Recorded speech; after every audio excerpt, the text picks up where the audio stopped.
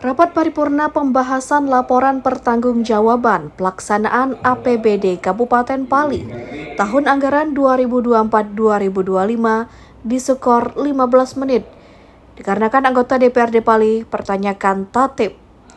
Yang mana untuk menyampaikan laporan disampaikan langsung oleh Bupati, bukan disampaikan oleh Wakil Bupati.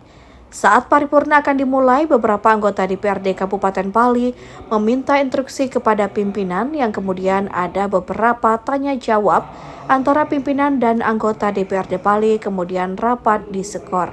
Salah satu anggota DPRD Pali, Darmadi Suhaimi dari Partai Golkar mengatakan mereka belum menerima tatip sehingga mereka meminta dibacakan. Karena kami Dewan belum menerima tatip, sehingga ketika paripurna ini dihadiri oleh Wakil Bupati, saya minta bacakan pasalnya, pasal mana yang bisa mengakomodir kehadiran Wakil Bupati dalam paripurna itu. Ternyata memang ada ketentuannya katanya.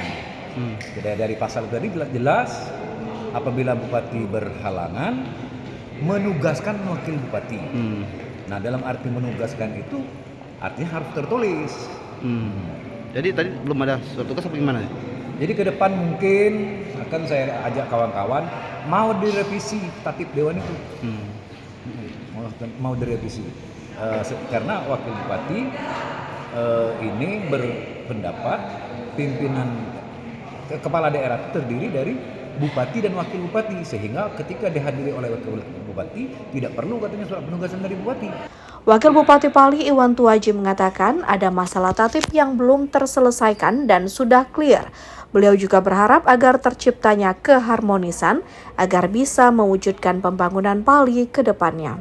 Diskor dulu sama pimpinan sidang karena masih ada masalah tatip yang belum diselesaikan dan alhamdulillah sudah bisa terselesaikan sehingga paripurna ini bisa tetap jalan. Oke, ada pesan-pesan lain Pak? Yang jelas pertama ya harmonisasi antara legislatif, eksekutif sampai detik ini terjaga. Dan mudah-mudahan ke depan untuk ditingkatkan lagi sehingga pembangunan yang ada di Kabupaten Pali ini bisa berjalan sesuai dengan visi misinya Pak Bupati untuk menjadikan Pali maju untuk Indonesia emas. Paripurna dilanjutkan dan berjalan dengan lancar. Realisasi pendapatan daerah secara keseluruhan mengalami kenaikan 19,5% dari tahun sebelumnya. Dari Kabupaten Pali, Bisrun Silvana iNews melaporkan.